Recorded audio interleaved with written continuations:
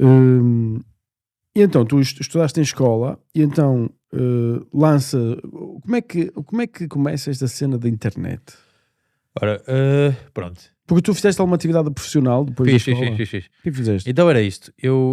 Havia algumas coisas enquanto eu estive na escola que passaram pela cabeça. Era a parte de piloto aviador a força aérea. Quando eu percebi que não conseguia ir, tentei ficar nas Forças Armadas da BEBA, queria ir para os comandos. Nem que fosse para ficar por lá por perto e depois, quando pudesse fazer a operação e logo ia para piloto aviador. Para os comandos também não podia, fiquei a descobrir que com o biopia também não podias. E, entretanto, as únicas opções que me deram lá foram tipo para serviços, era basicamente escritório. Ou para estar à cantina, ou para estar a abastecer os caminhões, estás a ver? Eu, tipo, para isto não vale a pena ficar aqui. E depois puxei atrás. Chegaste a ir? Não. Fui lá, fui fazer os testes e isso tudo, e abriram essas opções e disse, para isto não quero. E voltei, e os meus pais deram-me duas opções, ou vais estudar ou vais trabalhar. Eu, durante o tempo, ponderei ir para a economia, para Coimbra, porque tinha alguns amigos que ia para Coimbra, e eu na verdade queria ir para Coimbra, era para a festa, não era para estudar, e eu rapidamente percebi isso, e puxei o pé atrás, não vou para lá de certeza, e então fui trabalhar. Ou seja, tu achaste que se fosses para a universidade não ias fazer nada, só ias gastar o teu tempo. Não, eu sabia perfeitamente porque é que eu queria. Eu vou-te explicar, isto foi uma decisão tipo, pensada muito em 5 segundos. O que é que tem aqui a ver, o que é que pode ter mais a ver com dinheiro? Economia, talvez. E onde é que eu posso ir para a universidade fixe? Para Coimbra, tá bom. Mas depois rapidamente metia a cabeça, não é isto que tu queres, estás a ver? Não, só vais para aqui para tipo... para os teus pais não ficarem tão tristes por tu não teres ido estudar. Exato. E acabei por ir trabalhar para a Têxtil, que é o que toda a gente faz ali em Barcelos e à volta. Eu acho que a Prozis tem uma empresa, acho que é em Famalicão, ou é... Vocês sabem? Acho que é, não sei se... Ribadava, acho que pertence a Guimarães. Nem é Famalicão, nem é Barcelos. Mas aquilo é tudo uma pan-região de têxtil, não é? Sim. Sabes como é que é? É tudo, estive lá 2 anos. E tive... E fazias o quê? Estás a ver quando tens um artigo e tens a etiqueta com o código de barras pendurada, né? Eu colava as etiquetas nos cartões. Okay. Estás a ver? Fazias aquilo todo dia. E que 6 mil por dia. Trabalho de robô, de pé, numa mesa, a fazer aquilo das 8 da manhã, às vezes até... E o que é que aprendeste? Olha, aprendi que quando tu fazes um trabalho que é literalmente trabalho num robô e nem tens que usar o cérebro, não podes exigir nada, que és tão substituível que não serves para nada. Ou seja, quando diz não serves para nada há muita oferta para a procura. Não, imagina, eu era completamente substituível, percebes? O que é que eu posso negociar? O que é que eu aqui posso pedir mais? Eu não posso pedir aumento. Eu próprio dizia, eu tinha, pela saúde dos meus pais, eu tinha este documentário com os meus trabalhadores na minha sala, e eles não percebiam. Eu dizia assim, e eles atacavam claramente, mas eu pensava para mim, eu ganho salário mínimo, mas eu ganho demais para aquilo que eu faço. Mas é engraçado dizer eles ficavam enfurecidos comigo, né? Eu dizia, porque eu estou aqui a fazer literalmente o trabalho ao robô. Ou seja, tu tens que perceber, tu que admites é que qualquer indiano, qualquer chinês ou qualquer pessoa do mundo consegue fazer essa atividade. Literalmente, qualquer ser humano. Uma pessoa que se calhar tivesse sem o braço conseguia fazer um bocadinho mais de dificuldade, mas conseguia fazer. Eu era completamente substituível. Havia zero substância de inteligência envolvida na prática daquela atividade. Não havia nada, percebes? Eu não podia... O que eu estava a fazer era literalmente... E quando fazias isso, pensavas em quê? Em tudo menos aquilo, porque exatamente era uma coisa que não te puxava pela cabeça para nada. Eu pensava, só não posso ficar aqui a minha vida toda, estás a ver? Foi uma experiência mesmo traumatizante, mas eu digo-te uma coisa... Eu tinha algumas coisas a meu favor. Eu tinha acabado 12º ano em ciências, que não é a melhor coisa, tipo, não é a universidade, mas é tinhas coisa boa. E tinha o grau de inglês máximo de Cambridge, tipo, que tinha tirado, também era um diploma bom para estar na parte comercial das empresas e tudo, e estava a fazer o trabalho ao robô. Exato. E podia estar se calhar num escritório com ar-condicionado, mas não, estava na fábrica. E eu todos os dias penso nisto. Se calhar, graças a Deus, que nunca me deram um trabalho, se calhar a ganhar 900 euros ou 1000 numa secretária com ar-condicionado, porque se calhar eu hoje ainda estava lá. Percebes? Eu ganhei 570 euros, ganhava 570 euros por mês, trabalhava, entrava às 8 da manhã, não podia estar no telemóvel nem nada, tipo, era literalmente uma liga de produção e tu estás aí. É duro, as fábricas são duras. E eu odiava, às vezes eu ficava com dores de pé, descobri que tinha um problema nos pés ali, porque ficava de pé o dia todo, às vezes ia para a casa de banho com lágrimas dos olhos, tirava as sapatilhas e sentava no chão da casa de banho. Estás a ver? Ficava ali tipo 5 minutos ou 10 para tentar não dar muito estrondo. Que não é difícil, não é? Pá, horrível, percebes? Mas até hoje, eu penso mesmo, se não tivesse sido tão mal, se calhar eu nunca tinha saído lá.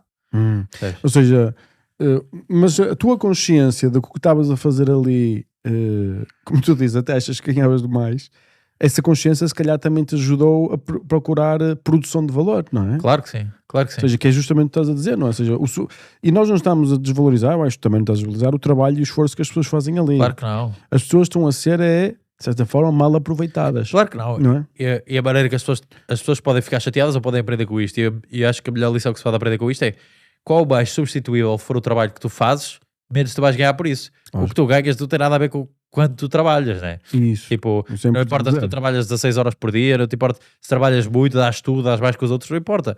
Tudo o que tu ganhas tem a ver com qual fácil é substituir-te. Porque se estiveres no cargo de uma empresa é que ninguém te consegue substituir, tu podes pedir o que tu quiseres, né? Podes pedir o dinheiro até um teto, mais do que isso leva a empresa à falência, né? Isso. Tipo, por isso é que os cargos de baixo recebem menos e os cargos mais altos recebem mais, porque resume só a dificuldade que é de substituir a pessoa. De encontrar pessoas.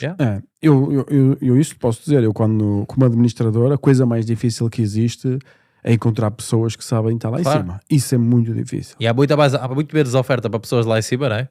Se fores ver currículos, recebes muito mais currículos para o ordenado mínimo do que currículos para o topo, não é? Sim, porque para o topo tu tens que ter um nível de conhecimento e de capacidade que a maior parte das pessoas não tem. Então, ou seja, não é questão... É um bocado, por exemplo, no sistema, vamos imaginar, as empresas têm que ter muito cuidado quem é que colocam a administrar, porque elas não têm segundas oportunidades. Claro. A menos que tenham o apoio do Estado português. Sim. Mas, e eu acho que a política tem um problema de funcionamento, tem a ver com isso, que quem fica a administrar um país é quem ganha as eleições. Sim. E eu acho que não funciona em termos de administração. Qual era a tua alternativa? A minha alternativa era o partido que ganhasse fazia uma seleção dos melhores diretores que existe no mundo e trazia-os para gerir o nosso país. Achas que devia ser gerido mais como uma empresa ou um país?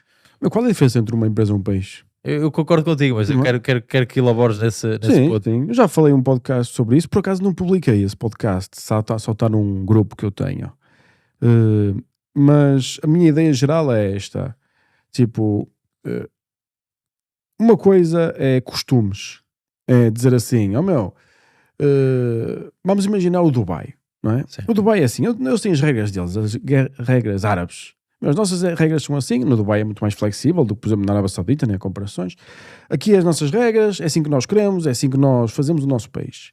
Mas de economia e de administração, eles contratam os melhores que há no mundo.